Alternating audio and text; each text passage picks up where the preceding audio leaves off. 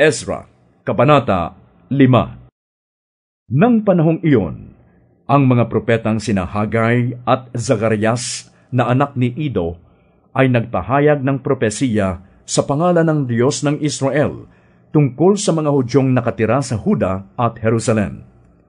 Nang marinig sila ni Zerubbabel na anak ni Shealtiel at ni Josue na anak ni Jozadak, ipinagpatuloy ng mga ito ang pagtatayo ng templo ng Diyos sa Jerusalem. Tinulungan sila ng mga propeta ng Diyos.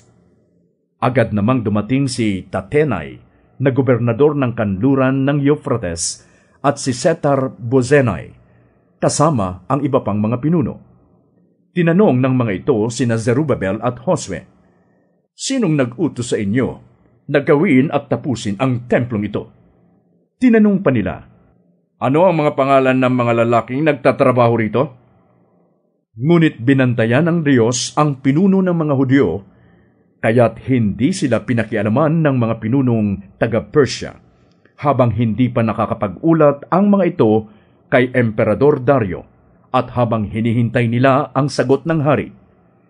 Ito ang ulat na ipinadala ni Tatenai sa hari.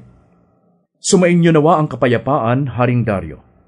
Ipinapaalam po namin sa inyong kamahalan na binisita na po namin ang lalawigan ng Huda. Ang templo po ng dakilang Diyos ay muling itinatayo sa pamamagitan ng malalaking tapyas ng bato, at ang mga pader naman nito ay pinapatibay sa pamamagitan ng mga troso. Masigasig po ang kanilang pagtatrabaho at malaking bahagi na ang kanilang nagagawa. Tinanong po namin ang matatandang pinuno roon kung sinong nag-utos sa kanila na gawing muli at tapusin ang templo.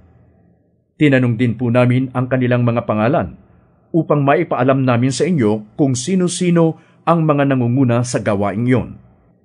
Sinagot po nila kami ng ganito, "Kami ang mga lingkod ng Diyos ng langit at lupa, at muli naming itinatayo ang templo na noong unang panahon ay ipinatayo ng isang makapangyarihang hari ng Israel. Ngunit dahil ginalit ng aming mga ninuno ang Diyos ng kalangitan, sila ay pinabayaan niyang sakupin ng Kaldeyong si Nebukadnezar, hari ng Babylonia. Winasak ni Nebukadnezar ang templong ito, at ang mga tao ay dinalan niyang bihag sa Babylonia. Ngunit, noong unang taon ng paghahari ni Ciro sa Babylonia, nagpalabas ito ng utos para muling itayo ang templo ng Diyos. Ipinabalik rin ni Haring Ciro ang mga kagamitang ginto at pilak sa templo. Ang mga iyon ay kinuha ni Nebukadnezar mula sa templo ng Jerusalem at inilagay sa kanyang templo sa Babylonia. Kaya ipinagkatiwala ni Haring Ciro ang mga kagamitang ito kay Sesbazar, na itinalaga niya bilang gobernador ng mga Hudyo. Sinabi ng hari kay Sesbazar na dalhin ang mga iyon at ilagay sa templo sa Jerusalem. Iniutos din niya na muling itayo ang templo sa dati nitong lugar. Kaya't naparito nga si Sesbazar at inilagay ang mga pundasyon ng templo ng Diyos sa Jerusalem. Noon sinimulan ang pagtatayo ng templo na nagpapatuloy hanggang sa kasalukuyan. Sa katunayan nga'y hindi pa ito tapos.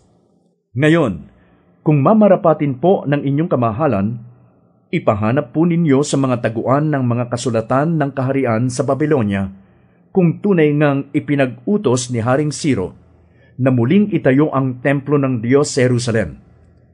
Hinihiling po namin na ipabatid ninyo sa amin ang inyong pasya sa bagay na ito."